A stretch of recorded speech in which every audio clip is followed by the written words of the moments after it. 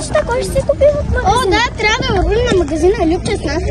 Ами аз ще отивам до банката да изтегля парите и после идвам при вас. Добре.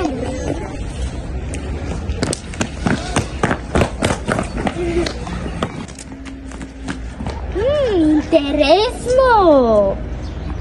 Я да видим паричето дали е в банка. Много се е забавила.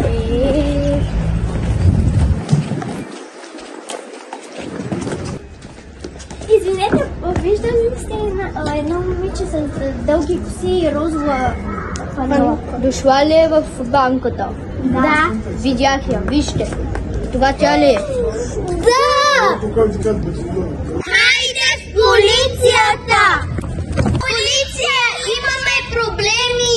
Кажете, какъв проблем имате? Приятелката ни изчезна! Да. Имаме доказателства. Ето доказателствата. Ти си ги знаем! Те много пъти са крали хора. Имаме всичко под внимание!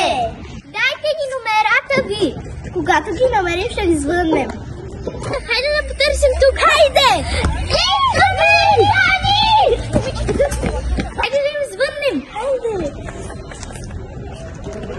Ало! Те намериха, Люби! Звънят ли? Ало! Ало, намерихме! Елате в полицията! Сега ще ви я дадем! Намериха я! Наистина ли? Да, да вървим в полицията! Добре! Нямате късмет! Сега ви хванахме! Няма отърване! 25 години ще стоите! Накрая ги намерихме! И най-накрая ги затворихме! Сега чакаме само да дойдат да си вземат другото момиче! Къде? Сега ще ви доведем! Изчакайте 2 минути! Люби, ставай! Какво стана?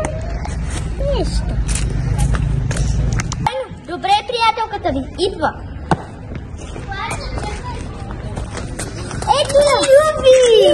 Как си? Къде беше? Откраднаха ли?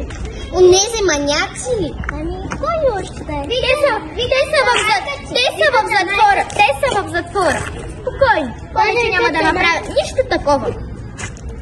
Очаквайте втора част!